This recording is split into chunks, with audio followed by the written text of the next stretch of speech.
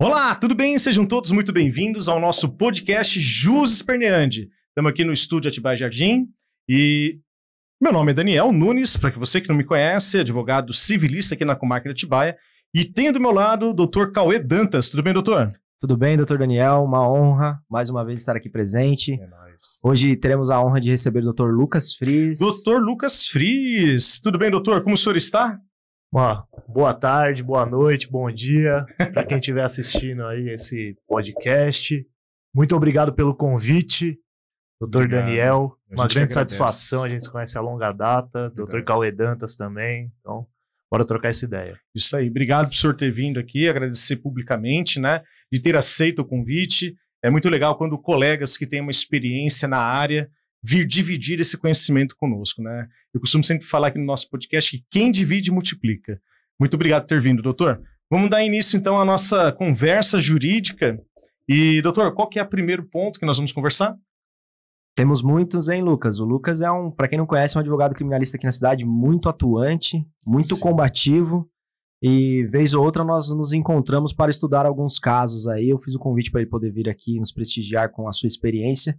E hoje ele está aqui. Gostaria de começar a conversa falando um pouquinho sobre a nulidade na denúncia, da inépcia da denúncia, que eu sei que é um tema que o senhor domina bastante. Então, obrigado pelo convite, né? Então, a ideia é que a gente possa aí trocar uma ideia, trocar esse conhecimento, né? E trazer casos práticos. Trazer casos práticos, exatamente, né? Então, acho que o desenrolar desse podcast aí pode ser compreendido aí como uma troca de ideia com relação à prática mesmo da advocacia, né? A ideia foi trazer nulidades, né, como tema, e a primeira delas, a nulidade por reconhecimento da inépcia da denúncia, diz respeito ao Ministério Público não ter atendido na sua denúncia os requisitos do artigo 41, né? Então, os requisitos do artigo 41 são os requisitos da denúncia. Isso, 41 ele fala, né? A denúncia ou a queixa conterá a exposição de fato criminoso com toda a circunstância, qualificação do acusado e os esclarecimentos pelos quais possa se identificá-lo, classificação do crime e o rol de testemunha. O que acontece? Tem vezes que a denúncia faz uma imputação bem genérica de conduta. Isso acontece bastante. O que dificulta muito a atuação da defesa no processo, né? Então, dependendo da imputação, por exemplo, crimes onde se realiza uma imputação de tráfico de entorpecente com uma pequena quantidade de entorpecente. Se não existir uma determinação de circunstância de comércio na denúncia, a defesa fica prejudicada em realizar a sua defesa, porque, no fundo, está se existindo uma presunção que aquela apreensão daquele entorpecente seria destinado ao comércio ilícito. Do tráfico. Então, a diferença do artigo 28 para o 33 da Lei de Drogas seria a existência de um ato de entrega a terceiro, mediante lucro ou não, pode ser gratuito. Mas tem vezes que não há a demonstração desse ato. O Ministério Público se contenta com a apreensão do entorpecente, uma presunção. Basta a posse. Às vezes um dinheirinho no bolso. Pois é. É proibido ter dinheiro no bolso e ter droga junto, porque senão você vira traficante. É complicado. Depende de onde você estiver, né? Normalmente tem uma criminalização seletiva também nesses casos, né? Porque essa presunção de mercância decorre muitas vezes da pessoa estar próxima a ponto que eles entendem de tráfico de drogas e normalmente esses espaços, esses territórios estão em locais mais... já demarcados, né, pela polícia, né? Mais marginalizados, com índice de renda mais baixo. Então, existe esse viés, né? E aí, o que a gente faz? O momento da resposta à acusação é o principal do processo nesse aspecto da inépcia da acusação. Então, quando o réu é citado, tem que estar muito atento já para lá, na resposta à acusação, fazer essa alegação de nulidade do recebimento da peça acusatória. Por quê? Porque a falta de demonstração das circunstâncias que constituem um delito na peça acusatória prejudica o exercício da defesa. Então, isso daí é discutido de forma preliminar. Eu vou me colocar na mesa como um advogado civilista, tá, gente? Então, assim, o que eu falar, eu não tenho entendimento de direito criminal. Então, vou ver se equiparando com o civil. O doutor está falando, então, que, assim, eu sei que no criminal existe uma defesa preliminar, a defesa prévia, né? Ou às vezes nem sei qual é o nome que é. No caso de tráfico, seria defesa prévia. Defesa prévia. No caso de crimes comuns, aí seria resposta à acusação. Tá. Né? Então, essa primeira petição, no exemplo que o doutor trouxe, então já traria como objeto de defesa essa questão da inépcia da denúncia. Não deixaria para usar essa tese defensiva de mérito na próxima petição, no caso. Isso é uma coisa que a gente, quando eu trabalhava aqui no escritório, a gente conversava bastante. Os advogados criminalistas, você ouvia, que às vezes a gente ouvia de outros advogados, não levanta essa tese agora, deixa para o final. Então, porque assim, a gente sempre fala, né, será que a gente vai apresentar todas as cartas, todas as teses defensivas na defesa preliminar, na defesa prévia, não deixar para depois, né? Então, isso é um caso de preliminar, tem que ser dito no primeiro momento que puder para falar. Sim, perfeitamente, porque é um caso... no caso da lei de drogas, especificamente, o recebimento ele é ad posteriori, que a gente chama. Então tem uma mudançazinha ali no procedimento ordinário, o juízo recebe. No procedimento especial da lei de drogas, o recebimento é depois da apresentação da defesa prévia. Então, na resposta seria uma preliminar. Então, essa defesa prévia, ela vai ser... Na defesa prévia daria para você já alegar como não seria exatamente uma preliminar. Mas ela é uma determinante para o recebimento ou não. Exatamente, que é um momento que se questiona. Né? A questão de alegar ou não as teses de defesa na sua íntegra, na primeira manifestação da defesa, é o que a gente considera, obviamente, mas aí depende da estratégia que vai ser adotada. Depende do caso a caso, né? Porque, assim, né, eu acho que tem esse jargão todo que você trouxe, né? Não apresenta todas as suas alegações na resposta. Vai adiantar pro promotor.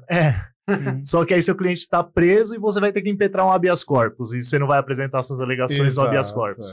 E tem toda a questão do pré-questionamento desde o início do processo. Se você vê uma nulidade, como por exemplo, eu tô trabalhando num caso lá que mais tarde a gente vai conversar fora do ar, referente ao mandado de busca e apreensão, eu já estou alegando a nulidade do mandado de busca e apreensão desde o primeiro momento em que eu ingressei no processo, visando lá na frente, quem sabe até um recurso especial para o STJ. Então é mais ou menos nesse sentido que eu estou trabalhando nesse caso.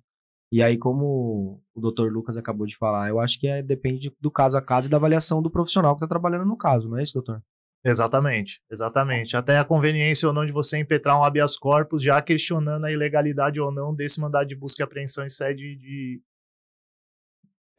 antes da audiência de instrução, porque é uma faculdade da defesa também você ingressar com habeas corpus, subir ao Tribunal de Justiça, eventualmente subir ao STJ, só com relação à alegação de nulidade de uma decisão que defere o pedido de busca e apreensão. E, consequentemente, se consegue anular? Aí você anula o contexto probatório inteiro e aí você derruba a materialidade delitiva. Nesse caso que eu dei o exemplo, se a gente declara que o mandado é nulo, a prova também acaba sendo contaminada. Aí provavelmente vai dar o fenômeno do trancamento da ação penal. Nossa, faz tempo que eu não escuto essa palavra. Eu escutei essa palavra na faculdade, eu brinco com meu há 18 anos atrás. Eu brinco com o meu sócio, Dr. Pedro, que de vez em quando eu, o Dr. Lucas e ele, a gente conversa sobre os processos. A gente fala que o Dr. Lucas é uma enciclopédia. Ele começa a explicar, ele puxa o fio para explicar. Ele conhece, né? Conhecedor da matéria. Aí, doutor, puxa o segundo tema. Referente à nulidade por ausência de fundamentação na decisão, Dr. Lucas. Então, aí esse segundo tema ele já casa com o primeiro tema. Por que acontece? Tem duas situações onde a fundamentação ela é 3, que ela é muito importante. No recebimento, ou na alegação de nulidade do recebimento, se o magistrado ele não faz a análise das alegações da defesa, essa decisão pode ser questionada por falta de fundamento na análise do pedido defensivo. E normalmente essas decisões são bem genéricas. E aí, por exemplo, né, tem o caso, não sei se vocês viram o caso daquela juiz do Tribunal de Justiça do Rio Grande do Sul, que foi demitida por 2.000 decisões. Eu vi. Olha, eu não tô querendo acusar juiz nenhum, mas se a gente fizer um pente fino aqui, a gente vai ver que as decisões de recebimento, elas são extremamente semelhantes. Ctrl+C, Ctrl+V. Assim como as decisões que decretam prisão preventiva, assim como as decisões que deferem mandado de busca e apreensão, assim como as decisões mais corriqueiras dentro de um processo penal, que elas têm extrema relevância, né? Então, assim, quando não se tem uma decisão fundamentada, o que acontece com a decisão? Ela é declarada nula. Então ela perde a sua eficácia jurídica no mundo jurídico. Doutor, a fundamentação, ela difere de você pegar um fato e fazer um link com o tipo penal? Porque só, olha, foi pego com droga, tipo penal tal. Não é só isso, né? Não. Fundamentação é muito mais do que isso, não é? Porque a gente vê algumas decisões judiciais, como já disse, não sou criminalista, mas eu sou um cara que viaja em todas as áreas do direito penal, direito civil, enfim. E eu vejo muitas decisões colocando fato tipo penal, então 1 mais 1 é igual a 2. E essas fundamentações, de fato, não é assim que funciona, né? Não é. Por exemplo, tem um fato e tem um tipo penal, é a adequação típica da definição de materialidade, mas para condenação você tem que fazer a prova inequívoca de autoria e ainda fazer a demonstração da culpabilidade. E o juiz ele tem que justificar o porquê que ele chegou àquela conclusão na decisão dele? Sim, obviamente. E afastando também todas as alegações de defesa, né, que podem envolver desde a negativa de autoria até uma adequação típica na materialidade, que poderia ser interpretada como uma desclassificação. A ausência de dolo nas hipóteses de erro. Ou seja, você já afasta uma decisão genérica. Sim. Em tese.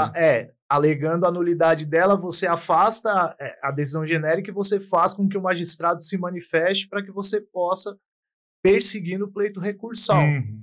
Você ter elementos para chegar no tribunal e falar, olha, foi discutido, foi pedido, não foi dada a devida atenção, não foi feito prova, então se não há prova, dá... Mas essa da fundamentação, acho que ela é muito importante de se citar no campo da decretação da prisão preventiva. Da decretação, Por quê? Porque para se decretar uma prisão preventiva, desde as últimas reformas do Código de Processo Penal, a gente tem que demonstrar que ela é uma medida imprescindível e que nenhuma das outras medidas cautelares diversas da prisão são aplicáveis e suficientes ao caso concreto. A prisão, então, tem um caráter excepcional. E aí você tem que fazer um juízo de adequação com base na razoabilidade, na proporcionalidade, na fixação dessa prisão, e você tem que fazer a reanálise nos 90 dias posteriores para verificar a permanência ou não das razões que determinaram a prisão. A ausência desse tipo de manifestação, seja na decretação, ou seja na análise, na reanálise nos 90 dias, pode ensejar a revogação da prisão preventiva. Entendi. Porque hoje nossa massa carcerária ela é majoritariamente composta de presos provisórios. Provisórios. Então nós temos bastantes centros de detenções provisórias e poucas cadeias de definitivo, no caso. Para o jovem estudante que está nos assistindo, o que seria a prisão preventiva, doutor? A prisão preventiva é uma hipótese de medida cautelar do processo, ou seja, aquele tipo de medida que a gente aplica antes da sentença. Então, antes de existir uma pena, ele já está encarcerado. Isso é a prisão preventiva. Mas é só se ele tiver alguns requisitos preenchidos, né? Colocar em risco a sociedade, o que mais? Crime acima de 4 anos, né? Colocar em risco a ordem pública, a ordem econômica. Risco de fuga. Aplicação da lei penal e risco para instrução processual. Entendi. Ou se no caso de medidas cautelares da Lei Maria da Penha, ele venha descumprir. Descumprimento da Maria da Penha também seja a prisão preventiva ou descumprimento de alguma cautelar anteriormente aplicada. Também seria hipótese de decretação. Mas também fazendo uma análise de juízo de adequação e necessidade. Deixa eu só fazer uma pergunta, já que a gente entrou no campo da questão da Maria da Penha, né? Eu tenho um cliente que ele tem uma ordem de restrição por causa da Maria da Penha e... Ok, eu sou civilista, entrei com uma ação de divórcio do meu cliente, né, contra a mulher, e vai ter uma audiência. Mesmo tendo uma ordem restritiva, não impede de fazer uma audiência virtual, né? Não seria uma quebra de uma ordem restritiva, seria para uma audiência marcada por um juiz civil? O que você entende?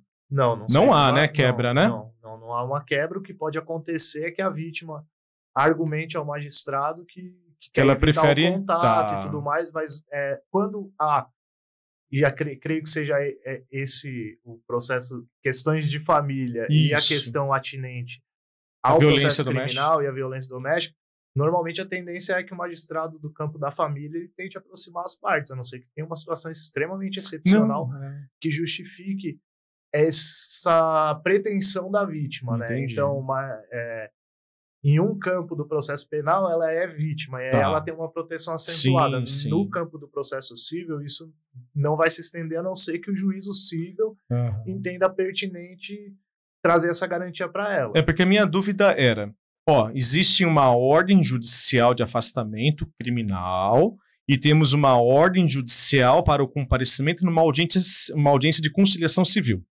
Sejusc, e é virtual, não é presencial, é virtual. E a mulher vítima do criminal não quer comparecer numa audiência virtual para não olhar para a cara do agressor, entendeu?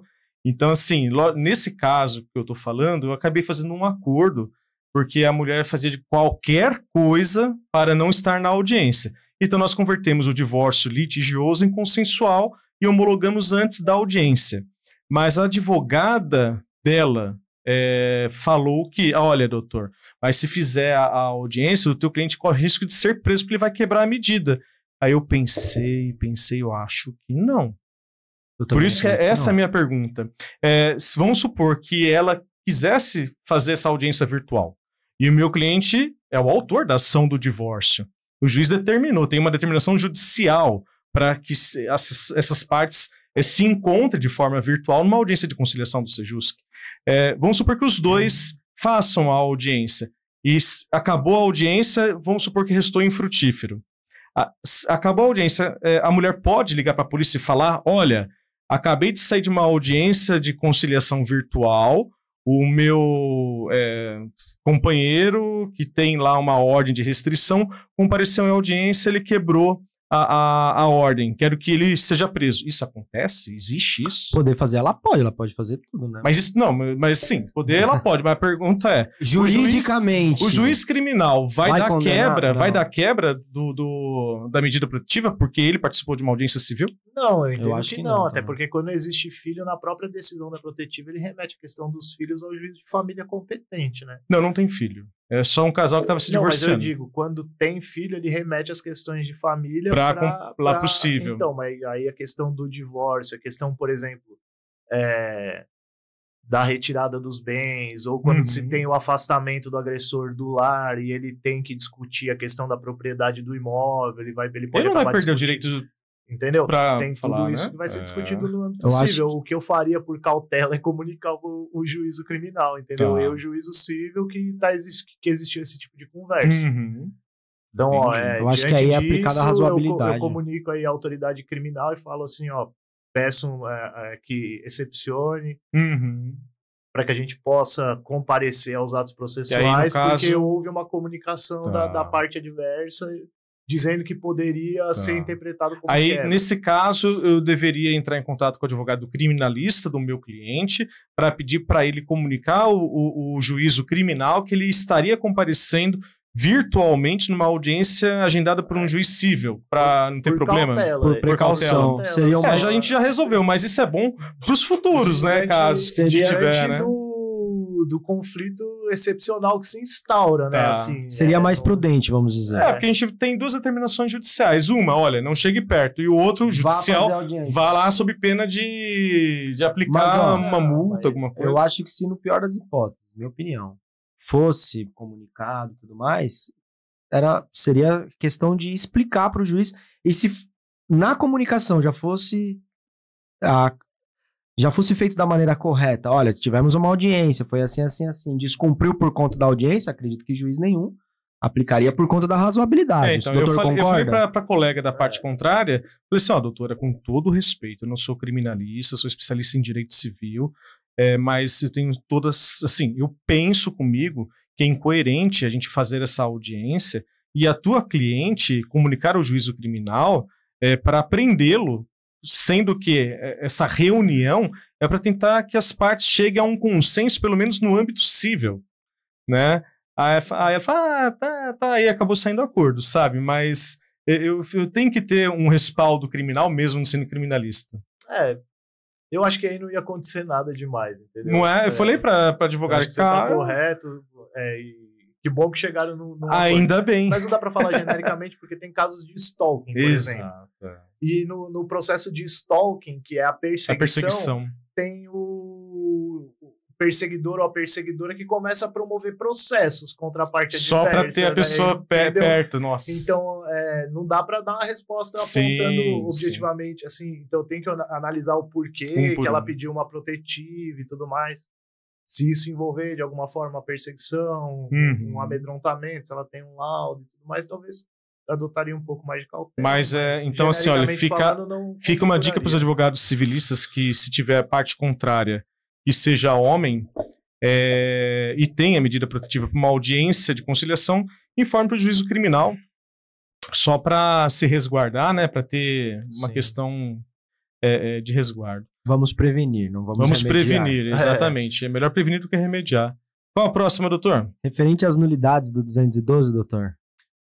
O 212, o que ele fala? Ele fala da ordem de inquirição, né? Então, o processo penal, ele tem uma estrutura que a gente denomina estrutura acusatória, que ela é diferente da estrutura inquisitorial. A partir do momento que a gente assume a estrutura acusatória, o juiz ele tem que ficar o mais longe possível da iniciativa probatória e da formação de decisões antecedentes para que ele tenha preservada a sua imparcialidade. Então entra em vigor o juiz de garantias, que ele está de alguma forma travado por decisão do Supremo, que cria o juiz das garantias, que era o juiz que iria analisar as prisões preventivas, as medidas cautelares e tudo mais, e depois viria o juízo que iria proceder à instrução. E ele ia, de alguma forma, reanalisar as decisões do juiz das garantias e iria, de forma mais imparcial, por não ter tido contato com os atos do inquérito, proceder à instrução. Durante a instrução, quem que tem que ter a iniciativa da prova da testemunha de acusação, por exemplo? Quem tem que iniciar o questionamento? O artigo 212 vai dizer que são as partes, portanto, quem arrolou, inicia inquirindo. O que muitos juízes fazem, acostumado com o sistema presidencialista? Eles iniciam o questionamento a confirmar a hipótese acusatória do Ministério Público. E quando um juízo faz isso, de forma inconsciente, ele está afetando a imparcialidade dele. Porque pela dicção do 212, ele deveria complementar a inquirição das partes. Caso achasse necessário, se faltasse alguma coisa. Entendi. Um complemento. Quer dizer que o juiz ele lê o relatório, está sendo imputado um crime de tráfico, é isso mesmo? Pronto, aí já tá errado. Exato, já tá errado, e aí pior ainda é quando ele vai investigando, né, e tal, e a defesa alegou isso, mas e aí isso, e aí ele exaure toda a prova, entendeu? E aí ele acaba que ele fere a prova produzida em contraditório. Porque a grande mágica do processo é confronto de tese e antítese, para que a sentença seja uma síntese da aplicação da norma. Quando o juízo vai produzindo a tese e a antítese para já extrair a síntese, provavelmente ela vai ficar dentro do que é a tese, que é a hipótese acusatória. Então ele tende a fazer uma análise de confirmação da denúncia e de inquirição já para afastar as alegações da defesa. Por isso que muito advogado diz que você não deve antecipar as teses de defesa na resposta à acusação, porque aí pelo menos você se blinda de uma atividade assim do magistrado e inclusive do Ministério Público. Entendi. É aí que mora então a razão de não adiantar todas as teses de uma vez só. Sim. Porque, por exemplo, às vezes você tem uma tese ali que você quer alegar de nulidade da decisão que deferiu a busca e apreensão e tal, mas ela não está muito fechada. O que você faz? Arrola o delegado. E o cara que assinou o pedido. Aí, na hora que ele chegar, você vai começar a fazer as perguntas para construir o que ele conhecia antes dele fazer o pedido. Uhum. E às vezes para demonstrar que ele não conhecia nada. Às vezes ele só conhecia uma denúncia anônima. Às vezes ele não fez diligência nenhuma de investigação. E aí você fecha com essa prova a alegação da nulidade da busca e apreensão que foi deferida lá atrás. E aí você coloca a carta na mesa. Mas isso tudo tem que ser muito bem estudado, bem avaliado, planejado e deliberado, né? Tem vezes que a gente acerta, tem vezes que a gente erra, mas é uma decisão que tem que ser feita pela equipe técnica, né? Por quem está conduzindo a defesa criminal. Pelo advogado. Nesse mundo digital hoje, as provas digitais, o que você tem a nos dizer referente às provas digitais? Print screen, o famoso print screen sem nenhuma prova, né, Puxa, me fugiu o nome. Da cadeia de custódia, exatamente. Então, dentre as inovações que vieram no Código de Processo, a gente tem lá no 158, né, tem 158A até o F, se não me engano, lá, que ele descreve a forma de você fazer a custódia da evidência. Porque toda evidência ela tem que passar por uma perícia e tudo mais, e ela tem que ter uma certeza científica naquilo que ela expressa para cognição no processo, né? Para apreensão de um julgador ou de um defensor, uma prova objetiva de um fato. Qual que é a certeza daquele elemento de convicção que está lá. É por isso que quando se pega um projétil, você tem que colocar ele dentro de um lacre, aí você tem que fotografar, tem que remeter, aí vai para a perícia faz o laudo, fala qual lacre que estava e tudo mais. Na prova digital, tem formas de você extrair o conteúdo para você garantir a certificação de que aquilo não foi adulterado. É o hash que a gente viu numa das palestras lá da Abracrim. E aí você tem que fazer a extração desse código, você tem que fazer a certificação. Para depois fazer a comparativo se houve alteração ou não daquela prova digital. É legal isso daí. E aí subiu essa discussão para os tribunais. Porque que acontece? Estava tendo muita apreensão, principalmente com relação a tráfico de droga. O policial acessava o telefone do miliante. Na delegacia mesmo, né? Daí a senha aí, rapaz. Chegava na delegacia, às vezes não era nem o print que ele tirava da tela, às vezes ele tirava uma foto do celular em cima da mão dele, assim, ó. Ia tirando as fotos. Já vi muito isso. Meu Deus. E isso daí aportava dentro dos autos do inquérito policial e virava uma evidência que condenava a parte contrária. O réu, né, no caso. E aí, os advogados começaram a alegar que esse tipo de prova ela não trazia segurança nenhuma, porque era possível se adulterar a conversa de WhatsApp com base em alguns aplicativos, na internet e tudo mais. Então você conseguia lá pelo aplicativo criar uma conversa com data, com horário, com nomes. E no primeiro momento, o STJ ele se posiciona nulo qualquer evidência juntada com base em print, sem extração de código e tudo mais e tal. E aí a sexta turma se manifestando com mais veemência nesse sentido, e a quinta turma ela tem um perfil um pouco mais conservador no reconhecimento dessas teses de nulidade. Hoje, o que a gente tem é que a jurisprudência está se consolidando no sentido de que você tem que demonstrar a possibilidade de uma alteração, demonstrar que existiu um prejuízo para a defesa, então você tem que associar a sua alegação de violação da legalidade com relação à juntada dos prints a uma hipótese de fraude ou, eventualmente, cerceamento de defesa, para que você possa potencializar a alegação da nulidade com demonstração efetiva de prejuízo. Porque está caindo um pouco esse reconhecimento automático dessa nulidade que nem ocorria nas primeiras jurisprudências, né? Então, assim, o STJ tem essa habilidade, né, de ao fazer a fixação das suas teses, ele vai evoluindo e vai alterando o entendimento. E aí ele vai elencando alguns requisitos para direcionar a interpretação, né? Isso ocorre no print e ocorre também num assunto que a gente vai falar daqui a pouco, que é a questão do 226 do reconhecimento. Entendi. Legal. Doutor, sobre o Fish Expedition, a gente já conversou bastante sobre isso, tem gente que não conhece esse termo. Pescaria probatória, é isso? Existe muito. Vou comentar um caso aqui lá no escritório. Ele vai entrar com mais profundidade no tema, mas a gente teve um caso no escritório, Lucas, que essa foi a alegação. E o que ocorreu? O mandado de busca e apreensão. E lá o endereço era 602A. Na hora de fazer o pedido, foi feito 602A. Na hora do cumprimento, entraram na 602A, 602B, 602C e 602 fundos. E a droga estava onde? 602 fundos.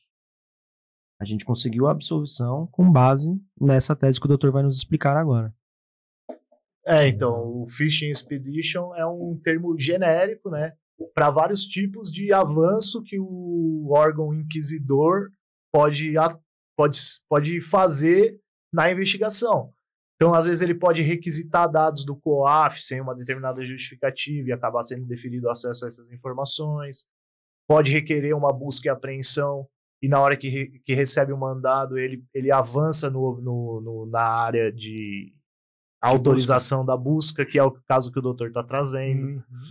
Então, tudo isso é reconhecido como Fishing Expedition pela jurisprudência do STJ para nulificar essa prova decorrente dessa ilegalidade constituída no avanço da autorização judicial, né? Então, o mandado está muito vinculado à hipótese restrita do que está ali escrito. Se o mandado é para casa 220A, você não pode entrar na B. Isso ocorre com muito mais vigor dentro da periferia. Às vezes tem ali pro barraco do seu João e tal. Aí entra e derruba todas as portas e tudo mais e tal. E isso, de fato, constitui uma violência até no plano dos direitos humanos, né? É algo para a gente pensar, de fato, como que a gente autoriza essa incursão policial e de alguma forma, os efeitos desse tipo de autorização irrestrita, né? Tem muita gente que fala, não, mas o advogado tá lá protegendo o domicílio de um traficante. Mas aquela proteção, no caso concreto, serve para que a gente evite um dia um avanço do ponto de vista de que possa existir uma falsa incriminação, porque direito penal é a limitação do Estado, né? Do poder punitivo. Então, esse tipo de tese é muito importante, ficar atento. Na primeira oportunidade, alegar nulidade lá, e é o tipo de tese que vale sair por habeas corpus. Então, alega na primeira oportunidade, o juiz provavelmente vai afastar, que foi ele que deferiu e tal. Deu, né? Aí você manda um HC pro tribunal, o tribunal pode ou não conceder. Se o tribunal não conceder, entra com recurso ordinário constitucional, bate as barras do STJ, eu faria uma oraçãozinha para cair na sexta e espera uma decisão. Normalmente ela vem... Eu tenho um caso prático que pediram um mandado de busca. Foi para o endereço correto, tinha o número do endereço correto, mas não tinha investigação nenhuma. Tinha, 3 denúncias anônimas. E aí eu fui lá nas razões do relatório que ensejou o pedido da autoridade e vi que lá não tinha motivação nenhuma, que não teve uma investigação, que teve um flagra, que não teve nada. Ele só falando, tem o tráfico ali, a gente passou, viu, mas não tinha uma foto, não tinha nada. E na decisão da juíza não falava absolutamente nada de indício nenhum que pudesse ser indicativo do tráfico. Brother, entraram na casa da mulher, acharam um monte de entorpecente, acharam dinheiro, dupla reincidência no tráfico, ela e o esposo. STJ trancou a ação penal antes da audiência. Tá bem. Precisa saber essas teses e precisa saber trabalhar. Você que é um advogado novo aí, que a gente fala, o jovem advogado, é muito importante fazer um estudo aprofundado nesses temas, como diz o meu colega, Dr. Lucas. Vale Auri. E a testemunha de ouvir dizer, doutor? Então, né, Vale Auri, que é o Código de Processo Penal, né, que tem o direito processual penal do Auri, é muito bom, mas tem que ler o Alexandre Moraes da Rosa, também. O Guia do Processo Penal Estratégico. Lá, assim, o Auri é a teoria mais pesada, né? O Alexandre, ele traz um guia prático de atuação, assim. Então, ele tem, para quebrar a preventiva, por exemplo, ele tem um um manual ali com 7 pontos que você tem que bater na decisão que você está lendo.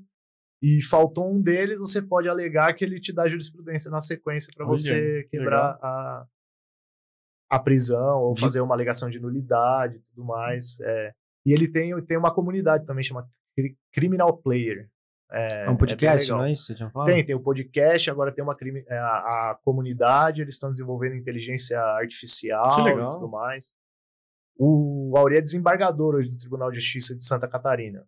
O cara é fera, assim, o Auri não, o Alexandre Moraes, né? O Auri é advogado e professor da PUC do Rio Grande do Sul, são dois. Fica a dica aí para você que está nos ouvindo e assistindo, são uma dois boa nomes, leitura. Né? Qual que a gente tinha passado? Testemunha de ouvir dizer. Testemunha de ouvir dizer. Testemunha de ouvir dizer é um que tem no livro do Auri e do Alexandre. O que é a testemunha de ouvir dizer? A testemunha de ouvir dizer é o seguinte, tem uma pessoa que testemunhou o crime, mas essa testemunha não quer falar. Aí ela conta em tese para outra pessoa, essa outra pessoa chega na delegacia e fala assim, ó, eu ouvi dizer que foi fulano que matou Cicrano. Meu Deus. Acontece, a gente fez um júri assim, eu e ele. Eu ouvi dizer que foi fulano que matou Cicrano. Aí pega e junta 3 ouvi dizer e mais um policial dizendo que colheu o depoimento de todo mundo e fecha a acusação no ouvi dizer. No ouvi dizer. E tinha muita gente sendo pronunciada, por exemplo, no tribunal do júri, eventualmente sendo condenada nesse aspecto. E aí começou a se discutir, né? Qual que é o estándar probatório que a gente tem que ter para poder ter uma condenação certeira para demonstrar autoria em casos de homicídio ou de latrocínio. Uma testemunha presencial que faz um reconhecimento, aí tem que ser na forma do 226. Mas, e a testemunha de ouvir dizer, essa testemunha só é suficiente para eventualmente fazer um reconhecimento, fazer a imputação dessa autoria?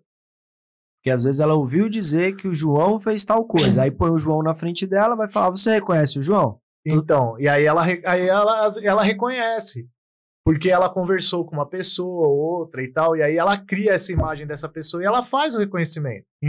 E aí isso tudo vai potencializando um arcabouço probatório que ele é construído num castelo de areia. Sim. A pessoa não viu, só ouviu dizer.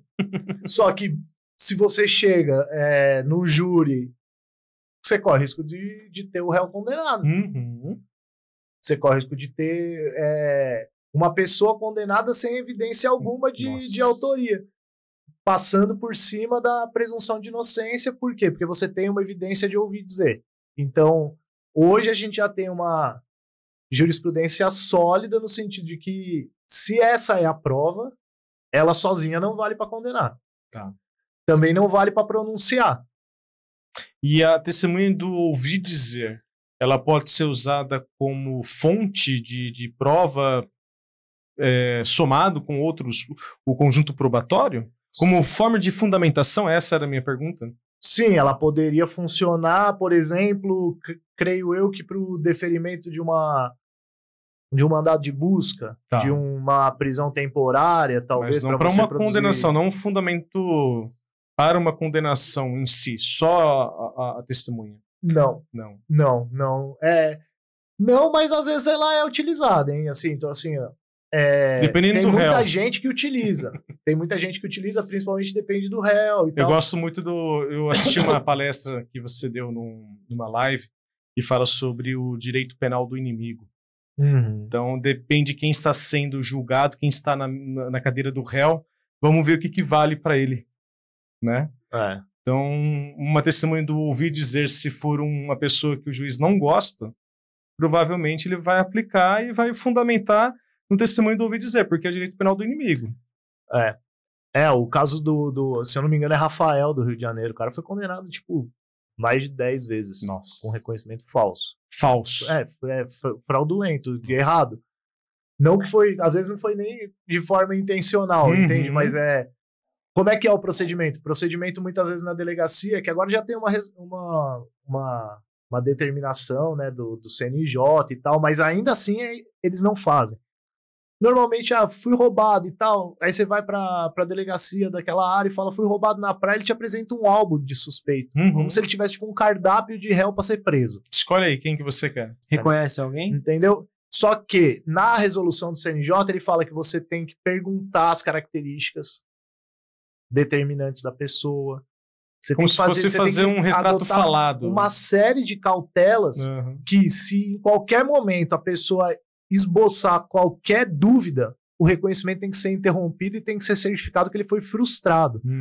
O que ocorre é que, normalmente, a polícia tem essa ideia de fazer um viés confirmatório da hipótese que eles têm de ocorrência, e aí eles não dão tanta importância para esses pontos que nós, como defensores, sustentamos, né?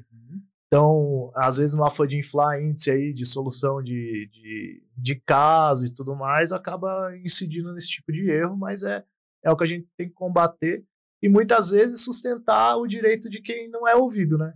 Porque é essas pessoas que são tratadas como inimigos, né? Referente às formalidades da próprio reconhecimento, um dos requisitos é que seja colocado outras pessoas com semelhança para que ele seja reconhecido. E a gente não vê isso acontecendo. Igual aqueles filmes americanos que colocam pessoas colocam vidro e colocam pessoas que se parecem. Mas o que acontece aqui no Brasil? Nunca acompanhei um reconhecimento. Eu vou ser honesto, que comigo, da maneira igual o filme que você está me perguntando, eu vi uma vez. Tá. Porque assim, olha, nunca acompanhei, né? Mas eu já escutei advogados falar que esse tipo de reconhecimento, a pessoa olha no buraquinho da fechadura da porta. É ele. Meu Deus, esse é um jeito de reconhecer. Tem um olho mágico na sala do fórum, normalmente. A pessoa fica do lado de fora. Então, eu não sei como que é o negócio. Como que deveria ser, né? Fala pra gente. Então, a resolução do CNJ, ela fala em colocar no mínimo 4 pessoas com características físicas semelhantes, né? Então tem até o procedimento previsto pelo CNJ? Então, alinhados pessoas semelhantes ao lado do suspeito para realização do reconhecimento pessoal. E não pode colocar um japonês, entendeu? Um alemão com um homem negro com um indígena, assim, né? Não, tem que ser semelhança. Assim, então, assim, você tem que coletar as características identificadoras e colocar pessoas semelhantes ao suspeito que você vai proceder ao reconhecimento. Se o cara tem cabelo castanho, tem que ter pessoas só de cabelo castanho lá, preferencialmente sim, sim, porque se o reconhecedor apontou isso como característica determinante, é bom que você coloque uma pessoa com características iguais, para que ele não possa usar essas características assim como parâmetro. E aí ele tem que apontar com certeza, né? E aí tem uma questão que o reconhecimento é uma prova irrepetível. Não se procede reconhecimento duas vezes. E isso aí é algo que acontece na advocacia direto. Vem o auto de reconhecimento da autoridade policial, o que o juízo faz? Vamos proceder ao reconhecimento judicial. Como advogado, tu não pode concordar com isso. De modo algum, você pode querer colocar para fazer reconhecimento judicial quando já foi feito reconhecimento policial. Não pode fazer de novo? É aconselhável como advogado, que não. Porque você tem que alegar nulidade. E se ele reconhecer o teu cliente? Não seria melhor fazer de novo? Então, não pode fazer de novo, porque o ato de reconhecer, ele é um ato único na tua vida, Daniel. Cara, mas se for beneficiar o teu cliente, ele foi reconhecido na delegacia, fala, olha, eu fui reconhecido, mas não sou eu, pode me colocar de novo em outras pessoas que ela não vai me reconhecer. Você não vai pegar essa oportunidade de fazer novamente, mesmo não podendo, se o juiz autorizar? Não. Caraca, porque legitimaria o ato judicial, eu não faria alegação de nulidade apostando numa situação que eu não tenho controle. Entendi. E a chance dela te apontar o dedo é infinitamente maior do que ela não te apontar o dedo, porque ela já te apontou uma vez. Apontar 2 vezes a mesma... Ela já te apontou. Dá mais força à prova ilegal, no caso. Por isso que quando eu fiz aquele júri, que o Dr. Cauê foi comigo, eu orientei o réu a não se apresentar. E falei na frente do júri, fui eu que orientei. Fui eu que orientei porque eles iam fazer o reconhecimento aqui, eu ia alegar que não podia fazer, eles iam fazer e ia apontar, porque já foi apontado várias vezes, e a memória de todo mundo que está reconhecendo está totalmente prejudicada nesse aspecto. Por quê? Porque ninguém estava no local do fato. Estava todo mundo reconhecendo por ouvir dizer, por ouvir dizer, através de uma foto comparando com um vídeo que não tinha resolução. O vídeo não dava pra ver nada. Aí eu falei, agora eu vou apresentar o réu aqui pra fazer mais uma prova. É melhor eu jogar, então, pra nulidade. Se vocês quiserem condenar, vocês condenam. Eu vou pro tribunal resolver isso aqui no tribunal.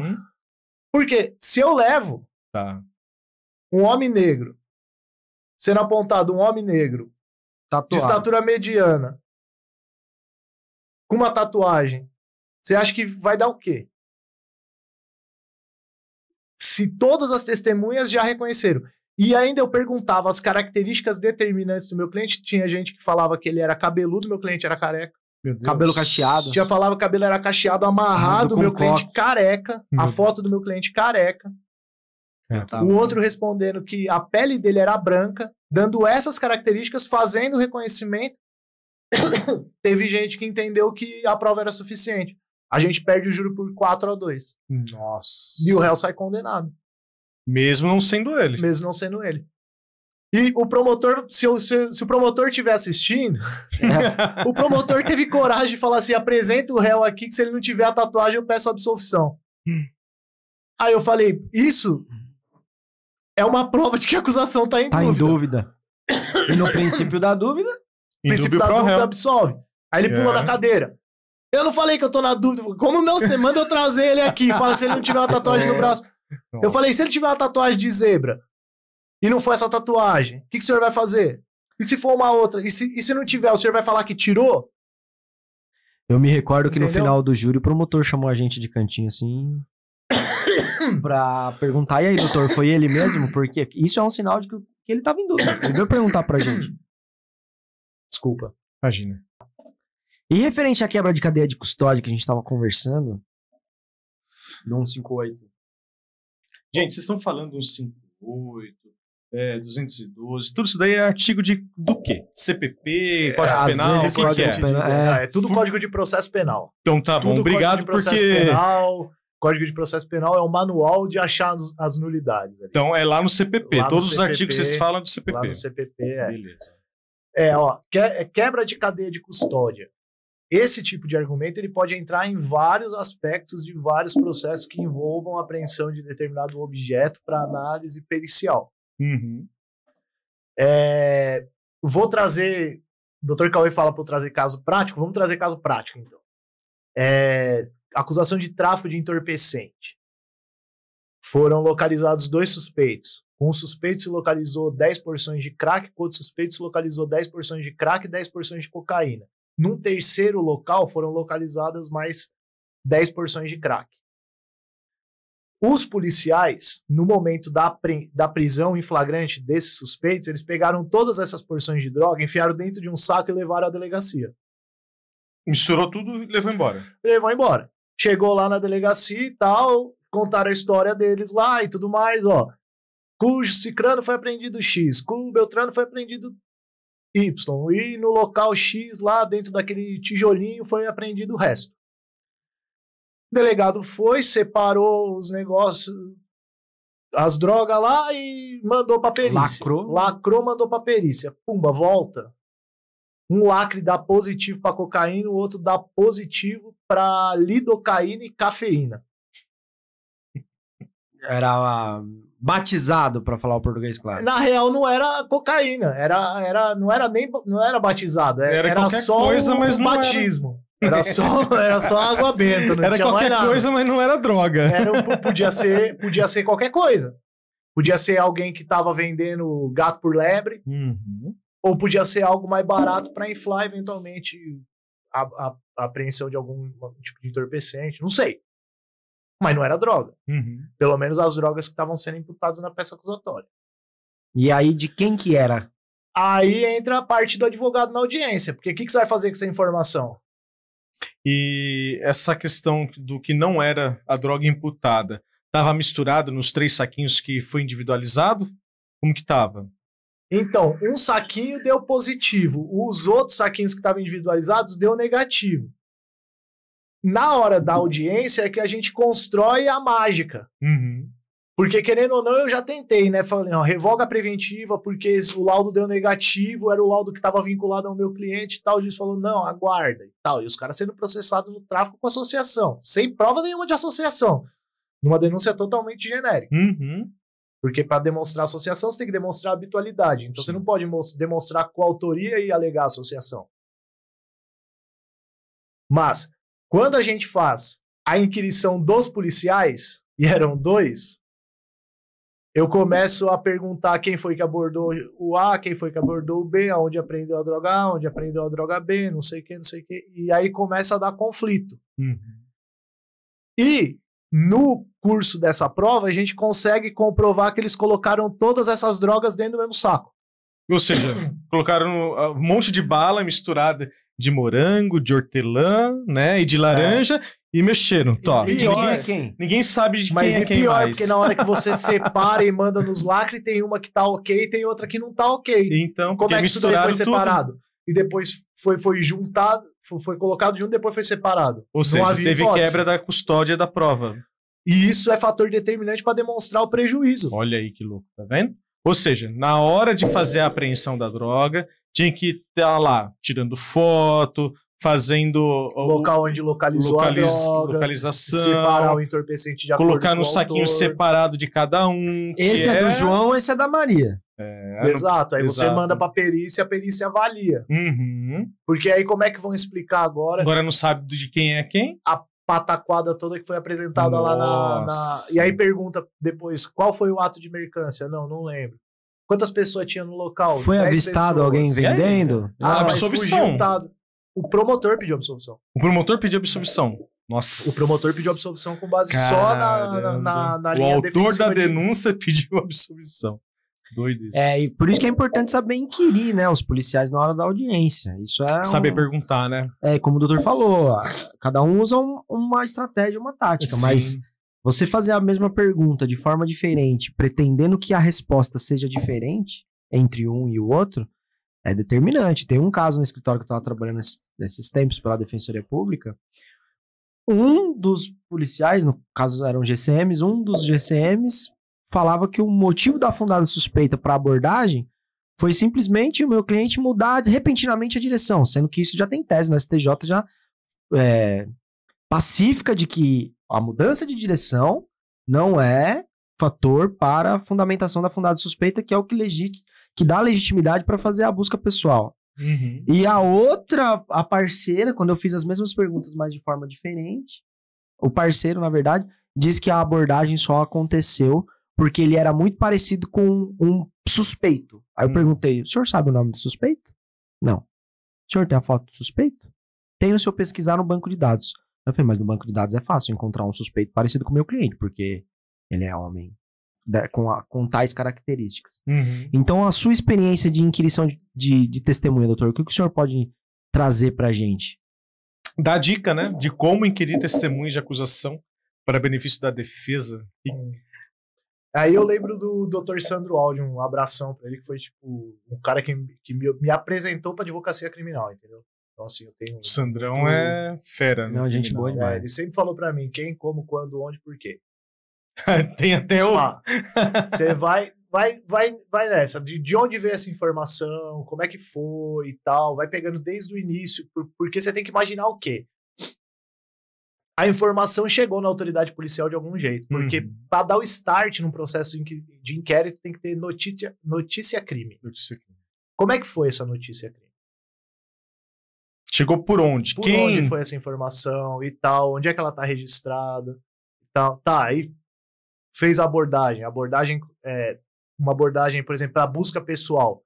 Qual foi o motivo que levou a autoridade policial a proceder uma busca pessoal? O que te levantou essa suspeita? Quando você faz esse tipo de pergunta, que habitualmente ela não consta na forma como eles narram a conduta no âmbito do inquérito policial, eles vão cair de calça curta na sua frente, porque eles não estão preparados para responder isso. Automaticamente, a resposta vai dar divergência. Porque isso não importa na cabeça do guarda ou do PM. Não é relevante para ele. Ele tá preocupado em guardar a vida dele, ele tá preocupado em executar o trabalho, tá no meio de uma comunidade lá correndo o risco de tomar tiro. Ele não vai conseguir armar uma fundada suspeita se ela não existiu de forma coerente com o parceiro dele. Uhum. E em cenas de tráfico de entorpecente, é muito comum que tenha um aglomerado de pessoas.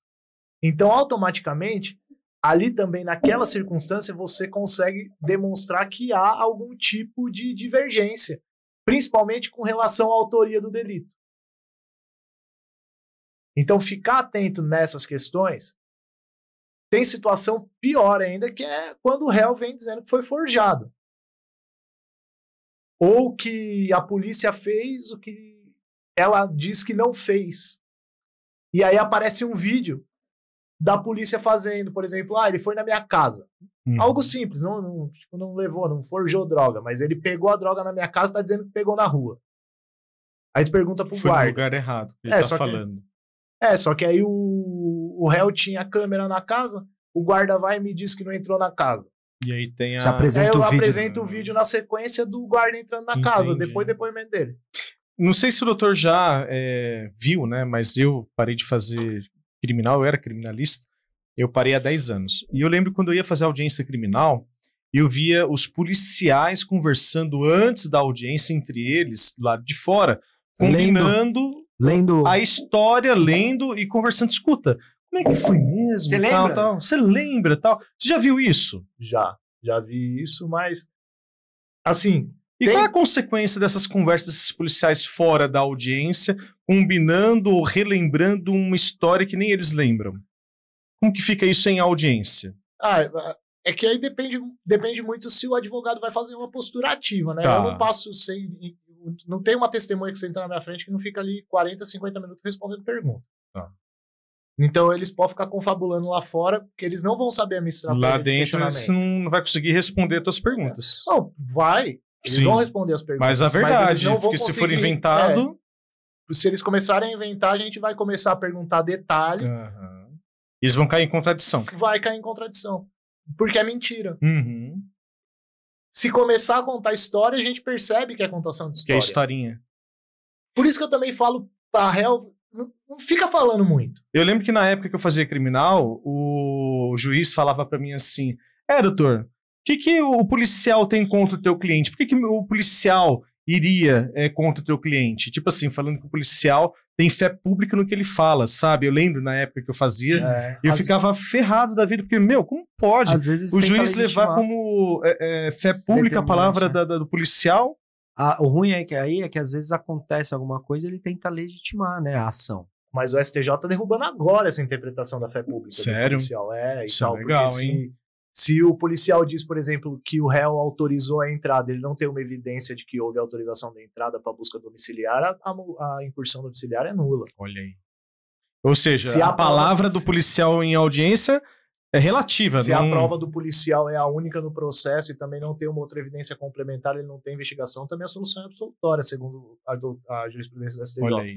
O problema é que nós temos um Tribunal de Justiça muito reacionário, nós temos jurisprudência restritiva na porta do STJ, que normalmente ele trava com súmula 284, súmula 7, ou algum outro probleminha, mas quando você consegue passar, a absolvição vem. Tem que fazer uma argumentação boa nesse sentido, mas dá pra subir para STJ, no caso. Você sempre tem que vir já uma alegação montada, violação normativa aqui, a jurisprudência, paradigma de jurisprudência é esse e tal. Se o juiz não manifestar, embarga a declaração, manda ele se manifestar. E qual a melhor tese, doutora, a ser usada para ir para o STJ? Matéria constitucional, matéria de lei estadual? O que você acha aí? O STJ ele só analisa a matéria constitucional. Né? O STF analisaria as matérias constitucionais. Mas vale mais a pena ir no STJ ou para o STF? Sempre os dois. Sempre os dois. Porque, querendo ou não, você ainda tem a possibilidade de jogar com a prescrição. Né? Então, você sempre utiliza os dois caminhos. Efetividade no STJ. Enquanto tiver recurso... Se o seu cliente estiver solto, né? Solta e compensa aí. Compensa. E, inclusive, se ele estiver preso, você consegue startar a execução. Mas a efetividade dos argumentos, assim, se você souber modular o seu argumento com base num precedente que ele tenha compatibilidade, é no STJ. STJ. Bem feito o HC lá, ele geralmente... Doutor, e demora muito esse julgamento no STJ? Como que é a demora no julgamento desses recursos? Olha, de recurso especial, eu já subi alguns e ganhei poucos, assim, 1, 2. Mas demora tipo 1 ano, 2 anos pra julgar ou é menos? Depende. Depende ele tá rápido, do grau. Ele tá rápido. de alguma forma ele tá rápido. As maiores efetividades que a gente consegue é por habeas corpus. Tá. E é Ou muito por mais recurso rápido ordinário também. constitucional. Entendi. O habeas corpus também é muito mais rápido. Porque o Tribunal de Justiça ele viola muito a interpretação pacífica do STJ. Então ele tem câmaras que fazem uma resistência. Caramba, hein? Que tem, sabe a polarização da política? Tem dentro do processo também. Tem os defensores do direito penal democrático, do direito do processo penal democrático, e tem os inimigos do processo penal democrático, que a gente chama. Então tem que são pessoas que querem um juízo mais ativo, que eles relativizam mais algumas garantias fundamentais. Tá. Então existem facções dentro do próprio tribunal. Não usa essa palavra, não é facção. Facção assim, grupos. Então assim, são pessoas que pensam, que têm um pensamento de uma forma do direito e outras contrárias. Então, eu diria na academia. Na academia de direito processual penal, na academia do direito penal, você vai ter orientações de escolas. Tá. E essas escolas, elas defendem pontos de vista. Por exemplo, nós temos o abolicionismo penal, nós temos o garantismo penal, nós temos o... Que um é a oposição do outro, no caso. Não, o garantismo e o absolutismo... O abolicionismo, não. O garantismo... O abolicionismo, ele abolir o direito penal pela ineficiência dele ao que ele se propõe. Que doideira. Tem o direito penal mínimo, que fala que o direito penal só deve ser restrito a eventuais delitos mais graves, que outros tipos de delitos deveriam ser resolvidos em outras esferas, por exemplo, administrativa e civil. Agora tem o direito penal máximo e o direito penal do inimigo, que são movimentos em que você relativiza as garantias e você faz uma punição acentuada, e normalmente essa punição é acentuada para quem você, como sociedade, compreende como inimigo. Entendi. O que gera um encarceramento em massa. Então, é nesse balanço que vai, aí dependendo de como o julgador ele interpreta a teoria, a tendência é que ele dê uma decisão favorável à defesa ou não, a depender do processo que ele analisa, né? Então, jogadores que têm a visão mais garantista, ele tende a conceder mais os pedidos da defesa. Obviamente que tem que estar nas hipóteses do julgado e tudo mais, né? Mas então, aí que fica, né, a dica para o colega, né? Sempre fazer uma defesa muito bem fundamentada, né? Estudar o caso, fazer... Não só o caso, a cabeça do julgador. Queima o habeas corpus na largada, descobre quem é o julgador do tribunal, porque a partir do momento que distribuiu, ele é prevento, né? Você já sabe com quem você está jogando. Para a segunda instância, já sabe como que vai ser. Então assim, se eu sei que eu estou lidando com um julgador que ele adota a teoria do direito penal do inimigo. Não vai adiantar eu falar de garantismo, abolicionismo, usar a teoria do Zaffaroni, do Ferraioli. Aí você não perde tempo. Não, ele estudou, assim, o positivismo bruto e tal. Ele tem uma outra leitura de processo. Então, a gente tem que atacar muito mais na prova do que nessa teoria. Então, assim, tem que esmiuçar. Com esse tipo de julgador, você tem que quase que convencer ele de que não é o cara. E aí dá pra fazer. Dá pra fazer construções. E infelizmente, doutor Lucas, a gente precisa encerrar por conta do horário. A nossa... Deu uma hora de gravação, muito boa a conversa. E passou rápido, hein? Eu vou te falar que quando o assunto... a pessoa domina o assunto assim como o doutor, é muito gostoso da gente conversar. Sim. Semana passada também a gente teve... Dr. Maidami aí, foi um sucesso. Para você que não assistiu o vídeo, entre no nosso canal do YouTube aí, José Sperniandi. Assista, se inscreva no canal. E pode continuar, porque eu tô meio à sua frente. Desculpa. Imagina, que isso. Doutor, obrigado por ter vindo. Eu queria saber se o doutor quer deixar alguma consideração final a quem nos assiste ou que vai nos escutar. Olha, eu queria agradecer muito o convite. Primeiro ao anfitrião, Dr. Daniel. Obrigado, doutor. Depois ao Dr. Cauê, que intermediou esse convite, me trouxe aqui. Parabéns aí, tá indo muito bem na vice-presidência de Direito Penal da nossa Ordem dos Advogados do Brasil. Sim.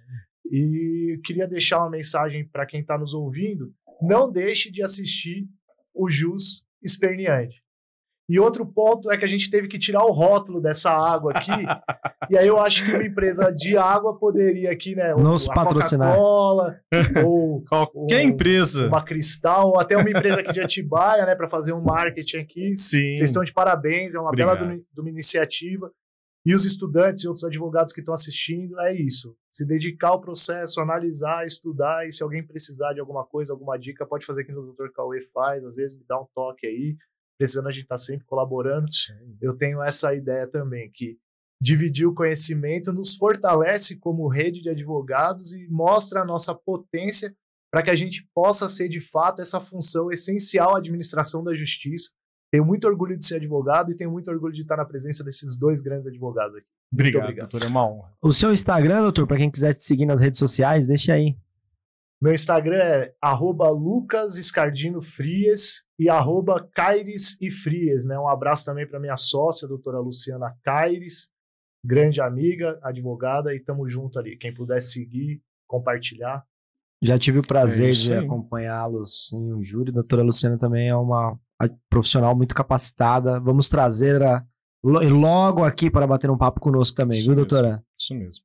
Bem, então vamos terminar por aqui. Você que nos acompanhou até aqui, assistiu esse podcast ou escutou esse podcast no Deezer ou no Spotify, não esquece de seguir o nosso perfil, ok? Dá aquele like para fortalecer o nosso podcast Jus Esperneandi e mande o link desse vídeo para o teu coleguinha. Vamos fazer o Jus Esperneandi chegar para mais advogados. Bem, por hoje é só, fico por aqui e até a próxima. Um grande abraço, valeu!